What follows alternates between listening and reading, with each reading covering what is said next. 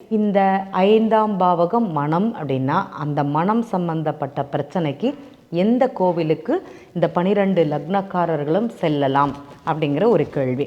இப்போது இந்த மேஷ லக்னம் அக்ஷய லக்னமாக ஒருத்தங்களுக்கு போகுதுன்னு பார்த்துக்கோங்களேன். அவங்களுக்கு இந்த சிதம்பரம் நடராஜர் கோவிலுக்கு போயிட்டு வந்தாலே அவங்களுக்குள்ள மாற்றம் கண்டிப்பாக இருக்கும். நீங்கள் எப்போதுமே ஒரு கோவிலுக்கு போனோன்னா உதாரணமாக 2 மணி நேரம் அப்படிங்கிறது அந்த கோவிலில் தங்கணும். ஒரு சிதம்பரம் போகிறாங்கன்னு வச்சுக்கோங்களேன், 10 நிமிஷத்தில் சுவாமி கும்பிட்டுட்டு 1 மணி நேரம் அந்த கோவில்லேருந்து வெளியில் வர்றது அப்படிங்கிறது கண்டிப்பாக கூடாது. எந்த கோவிலுக்கு சென்றாலும் ஒரு லக்னம் அப்படிங்கிறது 2 மணி நேரம். அந்த 2 மணி நேரம் அந்த கோவிலில் தங்கி இருப்பது அப்படிங்கிறது சிறப்பு. எங்கள் வீட்டுக்கு பக்கத்தில் உள்ள பிள்ளையார் கோவில் போகிறேன், 2 மணி நேரம் அங்கே ஸ்பெண்ட் பண்ணுமான்னு கேட்டிங்கன்னா கண்டிப்பாக கிடையாது. ஒரு 12 நிமிஷம் அந்த இடத்துல நீங்கள் இருந்தாலே போதும்.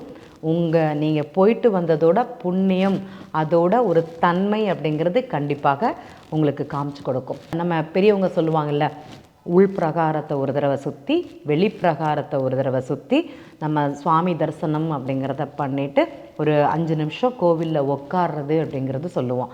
இதை நம்ம எந்த இடத்துல கடைபிடிக்கிறோம்னா, சிவ ஆலயங்களில் மட்டும்தான் அந்த கோவில் தரிசனம் முடிஞ்சிட்டு அந்த இடத்துல உட்காருவாங்க சிலர் அப்படியே வெளியில் இறங்கி வந்துடுவாங்க.